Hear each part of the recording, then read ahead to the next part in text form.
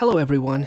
So, we're going to discuss about the short film recently released by Ariana Grande, which is Brighter Days Ahead. And those who know about MKUltra and mind control monarch programming, they're going to understand the depth behind the video. So, we're going to do a breakdown of that. At first, obviously, those who don't understand the MKUltra programming, they're going to think that this video is supposed to be this deep healing journey where she gets closer to her dad at the end of the video. But actually, if you kind of break down, you will understand the darker meaning behind it. So, first of all, I want to say that Ariana Grande's career is a lot like Britney Spears and Miley Cyrus. I mean, the same pattern. She started really young in the industry and in a very toxic environment, which is Nickelodeon. And even in a recent interview, we can see that she has hinted that, and she said that she didn't give all the details, but she definitely hinted at some really heavy stuff. So she said that a lot of people don't have the support that they need to get through performing at that level at such a young age, but also dealing with some of the things that the survivors who have come forward. And there is not a word for how devastating that is to hear. I think that the environment needs to be made safer if kids are going to be acting. And I think there should be therapists. I think there should be parents allowed to be wherever they want to be. She continued, adding that the parents should be permitted everywhere, not only on kids' sets. And that's something you say if, that's something you don't say if you're fine. And we see that a lot of people from Nickelodeon, especially Dan Schneider, have been accused of a lot of disgusting stuff in the past about SAing young stars on the set, along with Brian Peck. And it's not just Ariana. I mean, Michelle Trachtenberg, who recently died, the star of Buffy the Vampire, also hinted that something really bad happened to her as a teen when she was on Nickelodeon. So what I want to say here is that she grew up surrounded by some really shady people, just like Britney and Miley. And once she grew older, she became this overly sexualized pop star, but very much controlled by the industry. And if you take a lot of the themes around her career, she has that weird, trauma-based mind control vibe. For example, this screenshot I took from Ariana Grande's No Tears Left to Cry video shows a clear example of monarch mind control, right? She has a lot of different alter egos, different personalities here, and she chooses to put on a mask that represents an alter persona. The entire video is basically a crash course in monarch programming, right? She is a victim of MPD or DID, which is multiple personality disorder or dissociative identity disorder. And we know that a lot of these celebrities, because they suffer intense mind control, trauma-based mind control, they dissociate and they tend to have multiple identities or alter egos as a result. Child alters, delta alters, a lot of different beta alters. And so this is one of those scenes which is highlighting her sort of a situation. And Justin Bieber is also one of them. And what happens is these child stars, once in their 20s, they can kind of live peacefully without any cracks, but once they hit 30 and above, cracks often start showing. Traumas get hard to hide, and the substance abuse becomes a way to cope with all the pressure. So we've seen the same case with all the celebrities like Britney Spears and Amanda Bynes completely breaking down, right? Shaving their heads, and Justin Bieber right now, wearing odd dress and walking in a weird manner, right? That's because the trauma is surfaced or resurfacing on the top of their mind, and it's very difficult to hide those memories that they suffered as a child. And we can see that ever since she started working with Cynthia Erivo, her Wicked co-star, she has transformed into this weird skeletal type appearance she has now. I mean, take a look at the before and after kind of picture here. And a lot of people speculated that Cynthia Erivo is a witch in real life. She is a witch, and she is part of the MKUltra handler position. Anyways, so We even know that at the 2025 Oscars red carpet, Ariana mentioned that she couldn't remember her career plans because she has undergone a memory erasure procedure at a Hollywood clinic. Of course, at that time, people were thinking that it's a joke, but it's a way to, promote her upcoming video, Brighter Days Ahead. Uh, but actually, if you take a look at her sort of history, you're gonna find that it wasn't just a promotional kind of talk or to promote her upcoming video. It's actually about her own life. So, for example, this one, this is a post that she has written, and she said that I'm so disheartened to see this. I actually don't even remember getting the chance to meet you because I had an anxiety attack, and to my memory, left before the rest of my family. This was around 7 years ago, and at the time, I was really not great with being in public crowds or loud places. But if I'm misremembering this moment, I sincerely apologize for offending you. So, we can see a clear connection that she has a history of forgetting her memories, and you know, ever since she was a kid. And all right, let's go to the video "We Can't Be Friends," which was released in 2024. And this video takes us to this mysterious place called Brighter Days Inc., right? A clinic which is about memory erasure. We can see her sitting in a lab as her brain is being analyzed, memories being erased. Now, the thing here is that if you take a closer look, right here, you're going to find that she has a one-eye patch, kind of a decoration, around her eyes, which is tied to the Monarch mind control programming we discussed earlier. It's a visual cue that she is undergoing a memory erasure.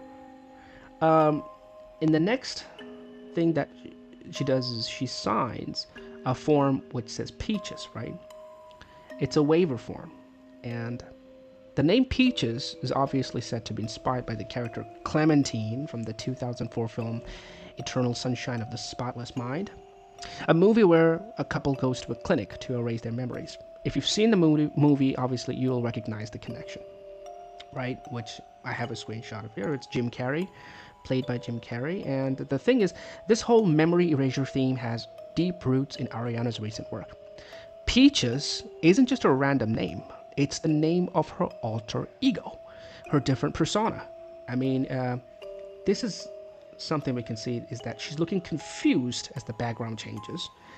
And at the end of We Can't Be Friends, Ariana literally has no memory of her boyfriend. And as she's trying to make sense of her surroundings, the background keeps changing on her. It's symbolic. Her reality is being distorted by forces she can't control. This is just the beginning, though. The We Can't Be Friends video sets up everything that happens next. That leads us to a 26-minute short film that's packed with MK symbolism. It's like a huge deeper dive into this whole control-based narrative that's shaping Ariana's latest art. So in Brighter Days Ahead, directed by Kristen Breslauer, who is also known for working on dark theme projects like Doja Cat's Demons video. So we can see that this next video, which is, the Brighter Days Ahead, which is set 70 years after the events of the earlier clip which introduces Brighter Days Inc., offering a new service, which is customers can relive the cherished memories one last time before they're deleted forever.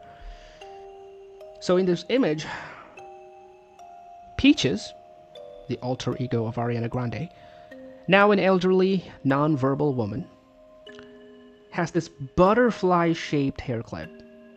And you know that butterfly is a major symbolism of Monarch programming, MKUltra. And we can see that she visits, her key memories. And the question that we should be asking here is, why should these memories be deleted? Right? Why? And we're left wondering, as the whole concept leans heavily into this idea of memory manipulation. And so anyways, these memories obviously tie back to Ariana Grande's real life experiences. Because she wants to erase these memories, it's because it was filled with trauma, hidden trauma that we didn't know that she suffered as a child, by her own family, by her own father. Yeah. So the first thing here is we can see that it features her family. It includes her actual home videos, like real home videos of her childhood. So this brings out this personal connection that Peaches is no longer just a fictional character based on Clementine from Eternal Sunshine of the Spotless Mind. No, it is about Ariana Grande's life. And this video blurs the line. It shows us her alter ego and real life struggles, right? This is her real life father, Edward Butera, and who definitely had a falling out with her.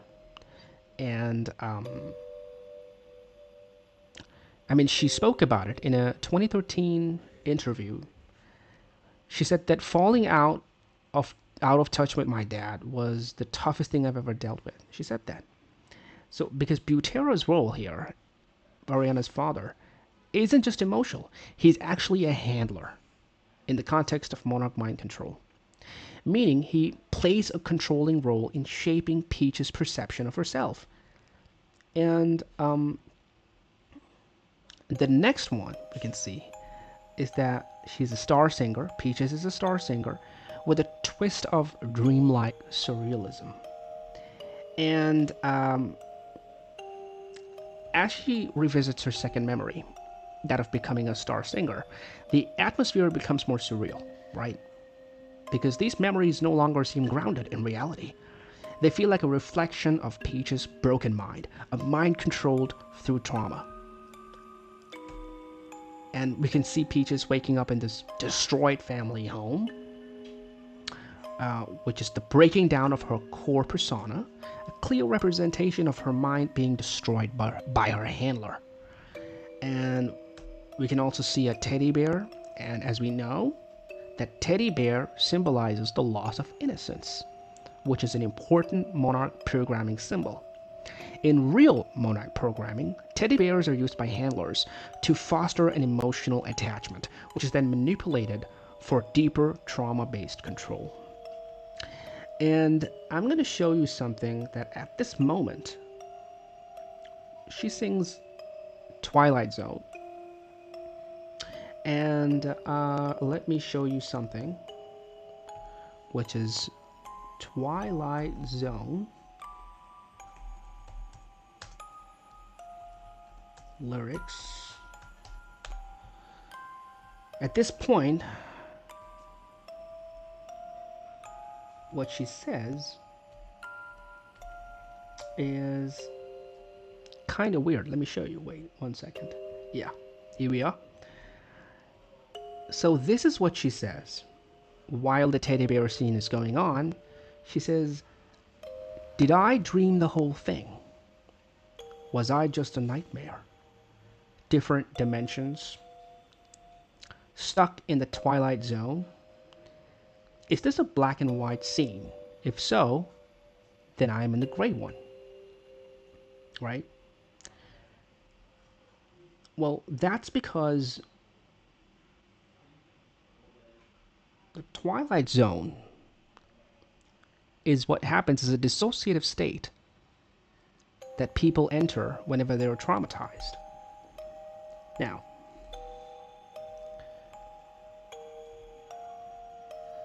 so when she goes outside, she finds complete chaos and destruction. And despite her surroundings, Ariana walks calmly as soft music plays in the background, which is adding to that dissociative feel of the scene. And then she sings the song Supernatural, right? A quote-unquote love song that is more about a handler controlling a slave, actually, and on a spiritual and supernatural level, demonic possession. And I want to show you what this song really means. Wait. Supernatural lyrics. Ariana Grande. Yeah. So This is what she says when this song starts playing in the video. It's like supernatural. This love's possessing me, but I don't mind at all. It's like supernatural. It's taking over me. Don't want to fight the fall, right? A clear indication of being controlled. And at that time, we discover that a massive UFO there, and it decides to abduct her. And she's lifted in the air by the UFO, right? Which is how her distorted mind perceives her handler. And she's in this position which is known as the arc of hysteria, historically associated with demonic possession. And we can also see a full moon in the background, which adds to the occult context of the scene. Because in mind control, dissociation is described as the feeling of weightlessness, as if floating on air, right? And this scene symbolizes Ariana being subject to trauma so intense that she's dissociating, right? And I want to show you the arc of hysteria a little bit. Wait a minute. Arc of hysteria.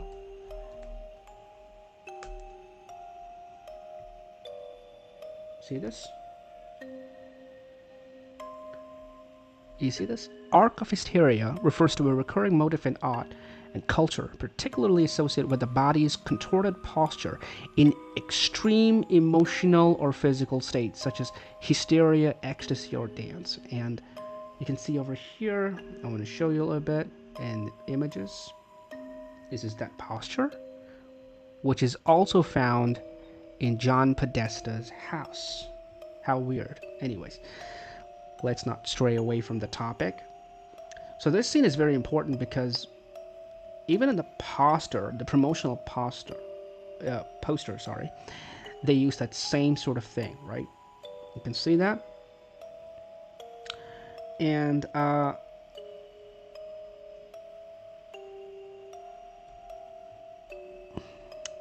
the next thing is the final memory. We're going to talk about the final memory, which is relived by Ariana. And this is from the perspective of her father. So the scene starts inside this old pub, right? Where Ariana's father is sitting and drinking a beer. And right there, right, under a cloth on the table, is Ariana's beating heart, which is pretty dark. And then it gets even weirder because he finds Ariana's brain tossed into a pile of garbage, which is also full-on MK symbolism here. And at this point, obviously, she starts singing in the background, of course. But I've even screenshotted a little bit about the kind of lyrics that she says at this moment. At this very moment, what she says is, I left my heart at a pub in Hampstead, and I misplaced my mind in a good way. I don't remember too much of the last year, but I knew who I was when I got here, 'cause I'm still the same, but only entirely different. And my lover's just some lines in some songs. So she's talking about dissociation and amnesia, which can result from MK treatments like electroshock.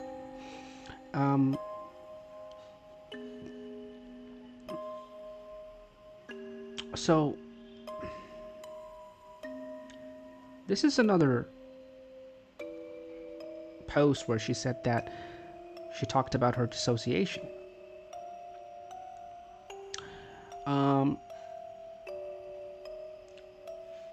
In her song, Get Well Soon, which is about the trauma that happened after the 2017 Manchester attack, she mentioned feeling disconnected and floating for months.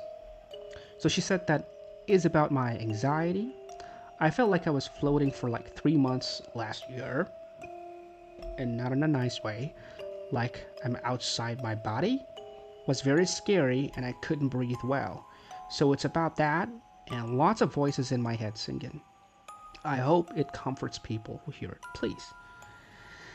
Now, let's go back to the scene where the doctor, or in other words, Ariana's father, walks back to his lab, Brighter Days Inc. So we got to know, carrying her heart and brain in his bag or heart, and he enters this clinic. So one thing we become clear is the Brighter Days Inc., right? The founder of Brighter Days Inc. is actually her father, which also translates to the MK handler, right? The one who's handling her is her father. And just like this creepy Dr. Frankenstein, her father, being this doctor, gathers the body parts to rebuild Ariana, or more precisely, to reconstruct the alter persona, Peaches. And then, in a weird manner, the doctor, which is her father, stitches together multiple body parts of her to build her alter ego, which is Peaches. And it gets weirder and creepier by the second. Because at this point, the doctor, the glasses flash an obvious one-eye sign, right? It's a classic symbol, a way of saying that all this is about monarch mind control and not Brighter Days. So the doctor realizes that Peaches isn't coming to life yet, so he gets angry. But then he has an idea. He'll play the piano.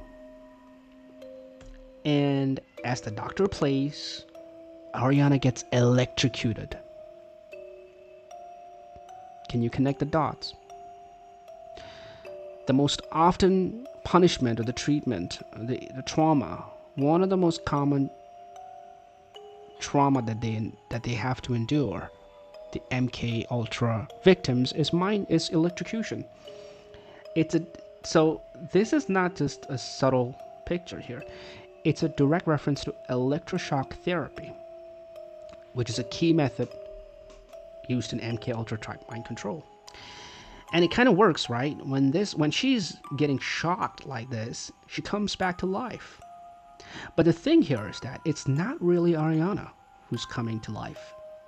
It's the alter ego, the programmed alter persona, Peaches, that is coming to life and is now fully activated by the handler. And the short film obviously ends with Peaches stitched up. You can see on her neck and beneath her eyes, very symbolic, stitched up, and singing next to the doctor, right, who is her father, who built the clinic designed to erase her memories and rebuild a new version of her, which is a clear indication of mind control, creating an alter ego, a dissociated state. From a dissociated state, you can create a new alter ego. In this case, it's Peaches. So, is this a happy ending? Obviously not. So, to conclude, obviously, I mean, you have to understand the basics of MKUltra to understand this whole video, whatever I'm saying. Otherwise, you're going to be confused, right? But I urge you to keep exploring the MKUltra kind of stuff, the butterfly symbolisms, the one-eye sign, the sun logo and the moon logo, and there are a bunch of different things that you have to understand because they speak in symbolism, not words. So if you don't really have any knowledge about MKUltra at all, you're going to be confused as to what I'm saying here. But those who know, they definitely can understand. Anyways, to conclude, I want to say that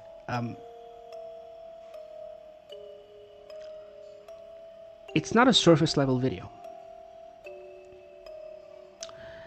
I mean, the media outlets are definitely saying that it's about Ariana being torn apart because of her struggles and by the press, and then she's lovingly pieced back together by her father, right? Everyone gets emotional, sob story, end of story. But the thing here is,